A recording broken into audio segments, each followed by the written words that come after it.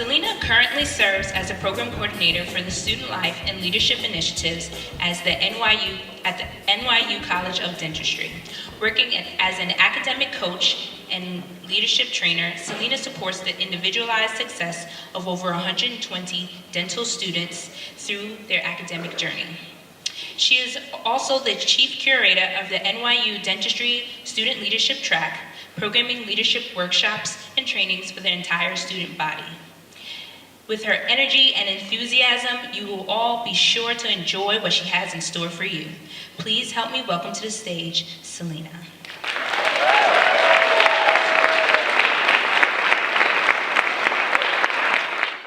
Am I good? Can you hear? Oh, there it is, guys. Amazing, amazing. So you already saw my first slide, so I'm going to jump right in.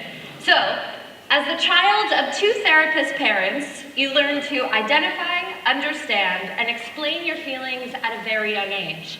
Yes, you heard me correctly. Two therapist parents. Boom, right there. This is Marissa and Richard. My father was raised in Pennsylvania, one of three sons. My mother was raised in suburban New Jersey, and both families never really spoke about their feelings. They knew that they existed, but they moved on and past them. And both of my parents, clearly feeling that void in their life, decided to go on and get their master's in social work and decided to raise their two girls, that's my sister and me, very small, decided to raise us to be very, very emotionally aware. I'm not kidding, I was not allowed to tantrum out of a room until I first explained why the circumstance made me angry, what my anger was rooted in, and how long I needed in my room by myself before we could all talk things out. Only after those three things was I allowed to leave. So talking about how I felt, working with people to explain their feelings, that was something that came really natural to me. I even remember this one time in 4th grade, I got into a big fight with my best friend Hannah. And that's Hannah up there, and me in the feather boa, of course. So Hannah and I got into a fight about something stupid, as 4th graders do. And I remember going up to her in the playground and being like, hey, Han, what's up? What's going on? Can we talk about this? What's happening with us? And she just kind of looked at me and walked away with my best friend, Melissa. And I was dumbfounded. I just stood there like, what happened? So I remember getting back from lunch, and at the end of the day, my teacher pulled me aside and said, Selena, not every 10-year-old is ready to talk about their feelings the way that you are. And I said, okay, that's strange, but I guess I'll just have to do something until my peers are ready to kind of catch up with me. So I'm this confident, emotionally awakened, ready to talk about my feelings kind of kid, and so I gotta find something to do with them, so what do? I get involved with theater, of course, right? And this is a picture of me. Theater fans in the room, amazing. So, I get involved in theater, of course, because what better for an overly emotional kid than to be able to act out their feelings in imaginary circumstances? It was perfect. So I pursued theater throughout high school, even throughout college. Now college for me, college was incredibly stressful for me. Anyone else feel the stress of college while they're here? Yeah, right? Work, friends, family, school. Look, I will say I had this incredible idea that at the end of 4 years, I had to have everything about my life figured out. Funny story, I was so anxious about what college to go to that I made my dad call his psychic to tell me which college to go to. Some families flip coins, others pray. We have a psychic, and she told me that it was okay that I chose to go to Rutgers University. There we go, guys. So look, in college, I was freaking out to figure it all out. I kept acting, I ran a musical theater company on campus, I joined new student orientation and worked all summer. I was in the honors program taking night classes, I did research at the Center for Alcohol Study. I ended up graduating with a major in psychology, a focus in neuroscience, and a double minor in public health and theater arts. So basically, I graduated with no idea what to do with my life. I ended up exactly where I started. So all of that worrying kind of got me nowhere. And again, what does an over-emotional, worrying person, millennial, decide to do with their life? Well, I decided to move to Manhattan and become famous, right? Go to Manhattan, work in theater, that was my goal. I was going to go to Manhattan. I was gonna be an actor, director, producer. I didn't care, I just wanted to create art, and I wanted people to love it. So after months of interning and auditioning and running around doing that New York City grind, I landed a job at Creative Artists Agency. which is, yes, good. I landed a job at CAA, which is the top talent agency in the world. I was in the theater department. We represented writers, directors, composers, scenic designers, and we negotiated all of their Broadway contracts.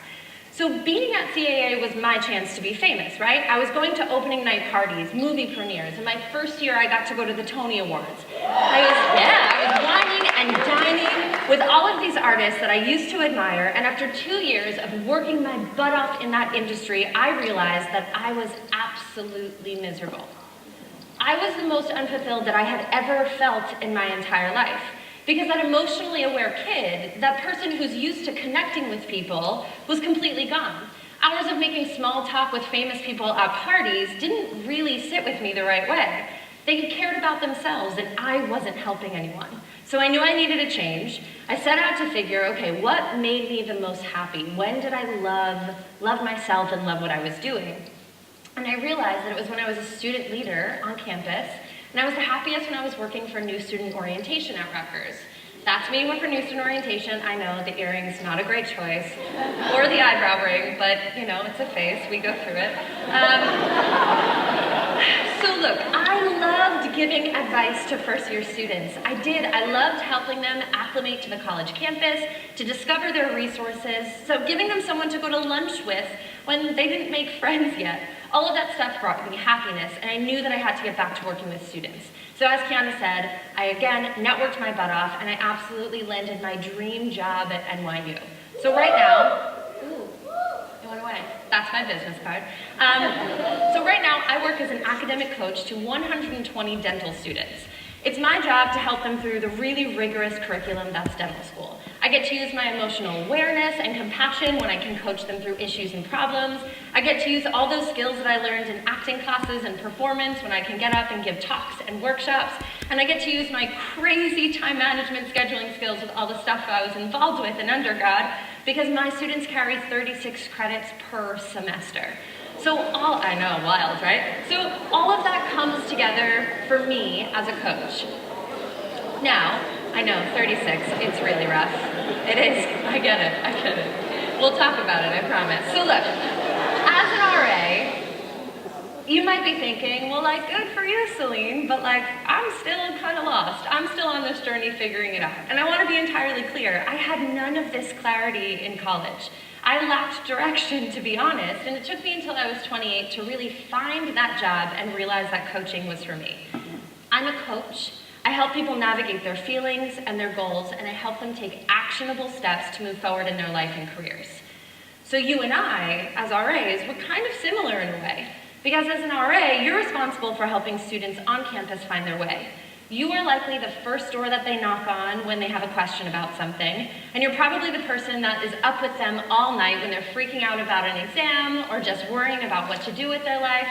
So for the rest of this talk, I'm going to go through 3 pieces of coaching advice that come in handy with me every single day. And I want you to think about this advice not only with you as an RA in mind, but you as a student in mind as well. So first up, my first piece of advice is you're all a bunch of babies. Stay with me for a second. In the grand scheme of life, in the grand scheme of RA life, some of you are only 3 months old. How many people started in August? This is their first. Look at all those hands, right? You started in August, you're here until November. Now, look at this baby. I'm obsessed. This is my niece, Quinn. Guess how old Quinn is? Quinn is 3 months old as of 2 days ago. Do you guys know what Quinn does all day? She just spits up on herself. She stares at lights and forgets to blink. She sleeps and peeps and poops and does all those things that babies do, but basically she doesn't do much because she's a baby. So, some of you in this room are only 3 months old. If you're still figuring this job out, if you still haven't come up with that program that you know is going to be the most exciting thing for your students, or you haven't made that connection with the student that you've been waiting for, give yourself a little bit of a break. You are 3 months old. Be nice to yourself. And in the grand scheme of college, some of you are only 2 years old, right? And in this grand scheme of adulthood, most of us in this room are babies in general. So take a deep breath because you're learning. Soon you're going to stop spitting up on yourself. You're going to begin to hold your head up. You're going to crawl and eventually walk, and as long as you are trying and giving it 100%, you will be fine. My second key piece of advice for my students is ask questions sooner rather than later. So a little story to begin. When I first started at NYU, my first big program was called Student Appreciation Day. And it was going to be my way to give back to the students that I was finally really ready to work with. And I couldn't have imagined a better fit for me. I decided to plan a huge dental-themed carnival. Yeah, imagine, right? A dental-themed carnival. One of the games that I played, do you guys know that duck game where it's like all these swimming ducks in a pool and you have to pick them up and match the bottoms? I found dental dust. Look at that, a dentist and a patient. I went all out. I put all of this time and energy into planning this carnival. And the day arrived, I'm sitting in the commons and I'm waiting for the students to come, and no one really shows up. And the students that are sitting around don't want to play the games, right? They're skeptical as to like why I want them to hang out with these ducks, right? So the day after, I'm sitting in my office and I'm asking some students like, what happened? Why was this not a hit? And they were like, Selena, we would just rather get free stuff. Dental school is really hard, and these games that you were having us compete in stressed us out completely. So you know what I did? The next year I just bought a prize wheel. That's it. They spin the wheel, whatever it lands on, you get a prize. And they love it, and they come back, and it's one of their favorite days. So look, when you're trying to be creative in your programming, don't look so far. Ask questions now, right? Your students will tell you their interests. They will tell you the type of things that they want to come to. They will tell you what they want. You just have to ask them the question. And my third piece of advice, and this one is very, very important for today, is find power in your people. So again, my students are absolutely brilliant, right? Dental school is really tough, and you want your doctors to be very smart, right? So they go through this incredible curriculum. But for a lot of my students, undergraduate courses were not too hard. They kind of breezed through them, right? That organic chemistry that pulled me out of all the science classes is exactly what they excelled in. So they come to dental school, and there's a 13-week anatomy course, the whole body anatomy, and that's actually a compressed curriculum of something that used to be 27 weeks, and now they do it in 13. And so this idea of lone wolf studying, right, which is like sitting in a corner, going through the notes, going over and over it yourself, it doesn't work. They have to work together. That device that someone else used to memorize that pathway, they need to learn that from someone else. An idea that they couldn't understand can be completely illuminated by someone else once you start talking. So they have to find power in their people. So look around you right now.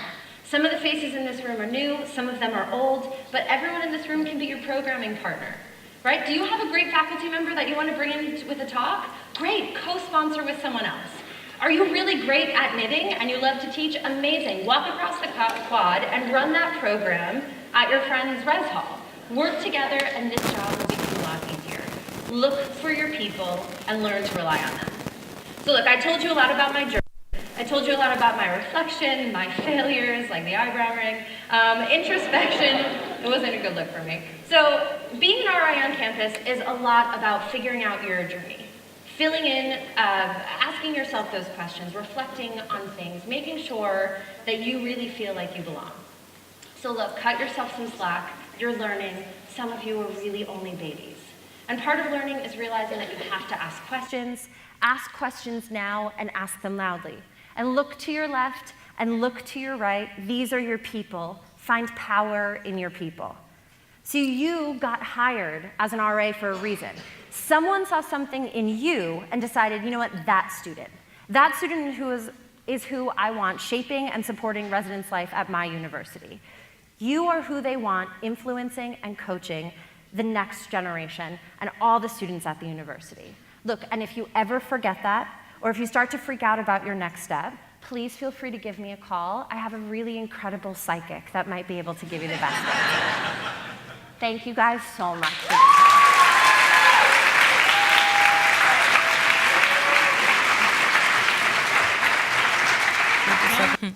So our second keynote